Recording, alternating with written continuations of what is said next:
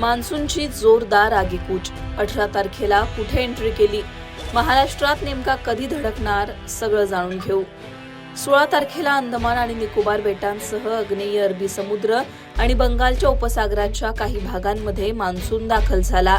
आता मान्सूननं जोरदार आगेकूच केली आहे। नैऋत्य मोसमी वाऱ्यांनी अरबी समुद्राच्या आणखी काही भागांमध्ये, कोमोरिन भाग, त्याचबरोबर नैऋत्य आणि आग्नेय बंगालच्या उपसागराच्या आणखी काही भागांमध्ये यशस्वी प्रगती केली आहे। एल निनोच्या प्रभावामुळे मान्सूनचा पाऊस कमी होईल असा हवामान विभागाचा अंदाज असला तरी आता वेळेआधी मान्सूननं गतिमान अशी वाटचाल केली आहे। 26 मेला केरळ किनारपट्टीवर मान्सून धडकण्याची शक्यता हवामान विभागानं वर्तवली आहे। त्यानंतर 8 ते 10 दिवसांनी म्हणजेच 6 जूनच्या आसपास मान्सून महाराष्ट्रात एंट्री करेल।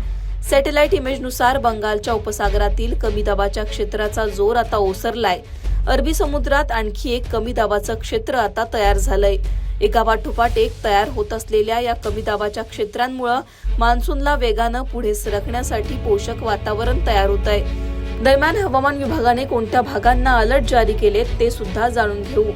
18 तारखेला हवामान विभागानं काही भागांना हीट वेव्हचा इशारा दिलाय, तर काही भागांमध्ये वादळी पावसाची शक्यता वर्तवली आहे। ठाणे, रायगड, रत्नागिरी, सिंधुदुर्ग, सातारा, कोल्हापूर या भागांमध्ये तापमान कमी असेल।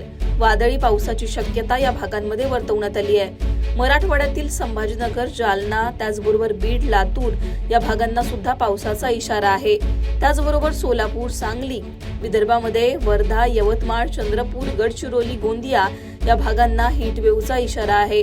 वर्धा आणि यवतमाळमध्ये तर हीट वेव्हचा ऑरेंज अलर्ट देण्यात आलाय। या भागांमध्ये 40शी पार उन्हाचा पारा जाऊ शकतो असा अंदाज आहे। 19 तारखेला सुद्धा काही भागांमध्ये पाऊस तर काही भागांमध्ये हीट वेव्हचा अंदाज आहे। रायगड, रत्नागिरी, सिंधुदुर्ग, पुणे, सातारा, सांगली, कोल्हापूर, सोलापूर, लातूर, अहिल्यानगर या भागांमध्ये पावसाची शक्यता वर्तवण्यात आली आहे। वर्धा आणि यवतमाळला हीट वेव्हचा इशारा आहे। त्याचबरोबर नागपूर, अमरावती, अकोला, हिंगोली या भागांना सुद्धा हीट वेव्हचा इशारा देण्यात आलाय। 20 आणि 21 तारखेला सुद्धा हीट वेव्हचा अंदाज आहे। पुढच्या काही दिवसांमध्ये हीट वेव्हचा अंदाज हवामान विभागाने दिलाय, तर पावसाची शक्यता सुद्धा वर्तवली आहे। मे महिन्याच्या शेवटच्या आठवड्यामध्ये मान्सूनचा पाऊस केरळमध्ये एंट्री करेल। त्यानंतर काही दिवसांमध्ये मान्सून महाराष्ट्रात सुद्धा एंट्री करेल। 6 जूनच्या आसपास मान्सून महाराष्ट्रात एंट्री करण्याची चिन्ह आहेत। गेल्या वर्षी म्हणजेच 2025 मध्ये इतिहासात पहिल्यांदाच मान्सून वेळेच्या प्रचंड आधी महाराष्ट्रात दाखल झाला होता। मे महिन्यातच त्याने महाराष्ट्रात एंट्री केली होती। यंदा मान्सून वेळेवर दाखल होण्याची चिन्ह आहेत। एल निनोचं सावट सध्या मान्सूनवर आहे, त्यामुळे नैऋत्य मोसमी वारे विस्कळीत होऊन मान्सूनचा पाऊस कमी पडेल असा अंदाज वर्तवण्यात आलाय।